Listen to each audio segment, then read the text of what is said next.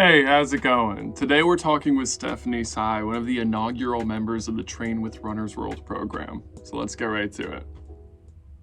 Training for the New York City Marathon, especially with Runners World, as it seemed like you guys built a lot of good relationships among each other. Yes, Uh, definitely.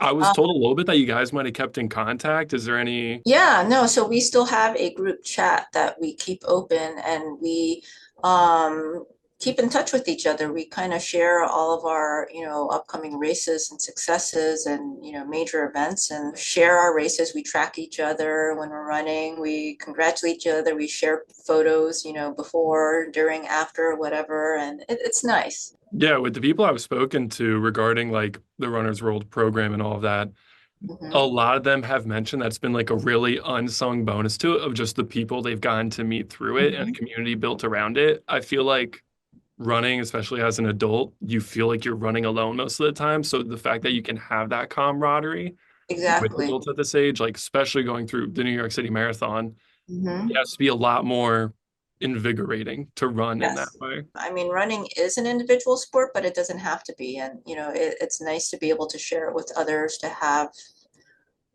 other whys or, why you do it. Have you run the New York City Marathon before you ran under the Runners World program? I did. The year before, I ran it for the first time for the American Cancer Society. So with this second experience compared to your first time running it, what felt like some of the key differences between them? I think it was good to have the structure. Did Runner's World play a role in that more heavily? What was helpful about Runner's World and the group was, again, just having other people also preparing for this big race, looking forward to seeing each other in person and hanging out at the tent before the race. I mean, that was all just phenomenal. I was wondering if you had any favorite, least favorite parts of the course, especially now that you've done it twice, or if it all kind of just blended for you. No, I definitely felt like I was better able to appreciate the course this time. The first time around, I actually did not really look at the course at all or consider where the bridges were, or, where the ending is, where the hot spots, etc.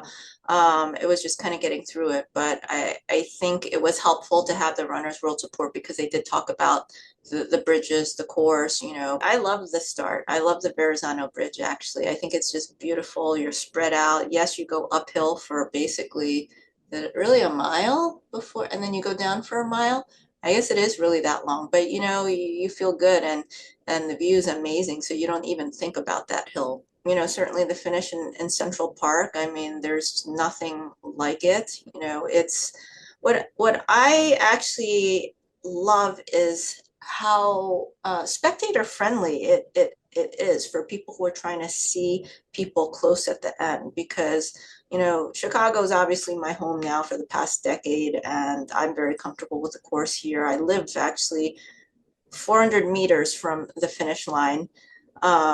But it's not easy for spectators to see you at the end. Actually, it's pretty protected, and I love that Central Park is right there and everyone can be there. And if they're on the inside, they can see you on one side and then go to the other side and see you on the other side. And I think that's great. Yeah, that probably does tremendous work for your enthusiasm too when you're at the finish line. I feel like almost anyone can like really push themselves when they see it, but when you have all Yeah. the people swarmed around you cheering you on, you probably Yeah. just forget how tired you are at that point. I feel like there's a lot of programs out there and a lot of training where they're just telling you what to do and they're like, cool, we helped you go on your way. Where Runner's World is very involved and like personally invested in how you do. Like, Definitely. And you guys don't force, a certain training methodology on us, which is great because we all, are so different in terms of our goals and our skills and how we like to train. And so even though we're so different, we were able to form a cohesive group because we all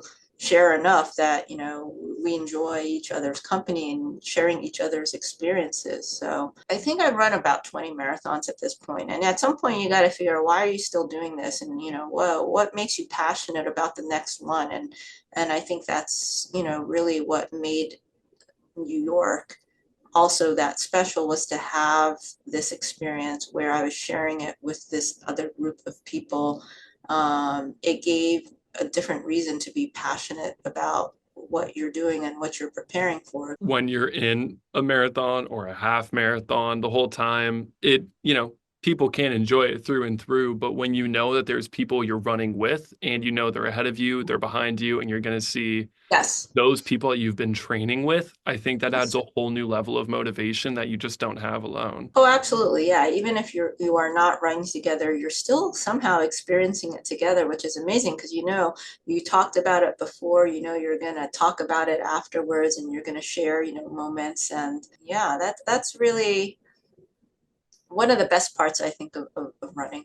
Were there any nuggets of wisdom that was found through training or taught through it that still kind of resonates with you with your running or in your day to day? It was just, I mean, it was just helpful to have people, our group checking in on the Slack feed, having people post something, that happened, or having your staff kind of bring up things that, that are pertinent, but we might not have thought about, such as nutrition and, sleep and strength and recovery and things like that. I mean, there's a lot to think about in preparing for these. And um, I think it's nice to have it broken up into, I guess, digestible pieces. Like it's too much to all at once throw at someone, say, okay, you are going to run a marathon in 3 or 4 months, and you need to do this and eat this and sleep like this and wear this, and you can't do it all at once. And so it was kind of nice to almost have it be, almost spoon fed in ways that made it possible to absorb it, incorporate it, share how we're incorporating it with each other, and share our challenges. It can be very overwhelming to look at it as a whole and think, how do I tackle this? So when you have other people coming and being like, here's how we're going to do it in chunks. So you're not so overwhelmed. And by the time you get to the end of the training, you realize, oh, I took down everything that I wanted to, and it did not feel nearly as intimidating as it seemed. Would you recommend the Runner's World training program to other people? Oh, absolutely. Yeah, without a question. I mean, I cannot really think of a reason why you wouldn't want to be a part of this. It's amazing to come together with people from different parts of the country, who do different things for a living, who have different interests, but you all run, and so you all get to know each other. It's a real life-changing experience, because I think it's something that's really moved us, and it's obviously stayed with us because we still text kind of regularly on our group text, and we're all still running and we still all support each other, and it's amazing to have that. Said it's not intrusive. There's no overbearing goal or person, or requests on us. It was very much, I feel like it was very much, we made it what we made it. It wasn't, there was no expectation that you had to do this and run this way and talk about this.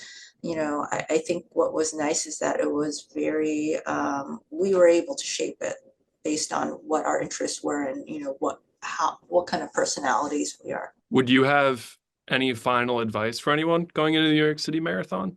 Anything that you learned, anything experiential, anything that jumps out to you? I think it's great to get excited about the race, because it can be overwhelming to think that you're going to run a marathon. And so I think it's great to look at pictures, read up about it, figure out what are going to be your inspiring points during the race so that you can look forward to it. Get excited. I mean, really is I think what it comes down to.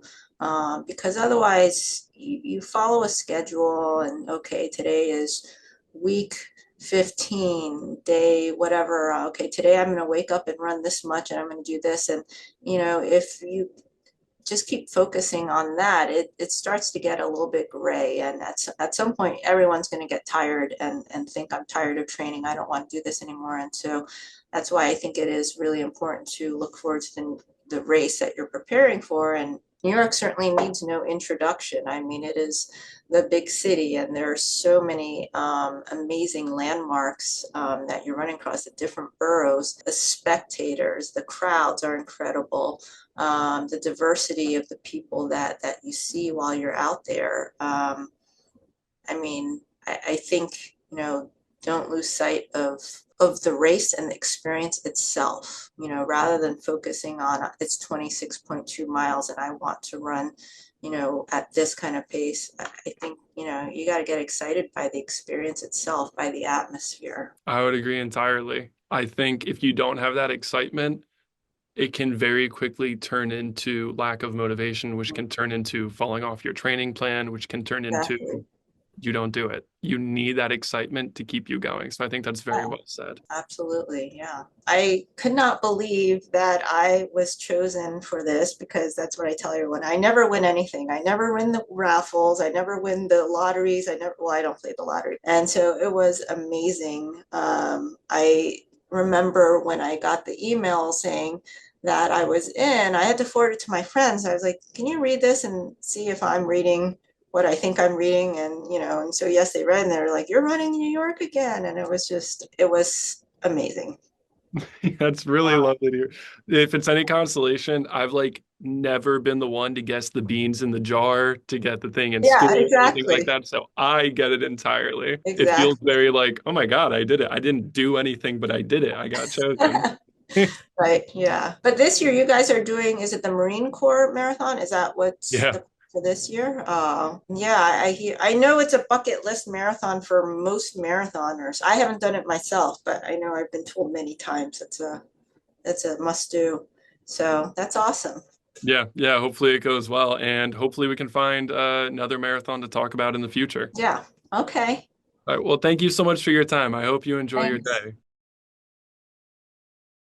Thanks for listening. For more info on Stephanie Tsai, check out the link to her story in the show notes below.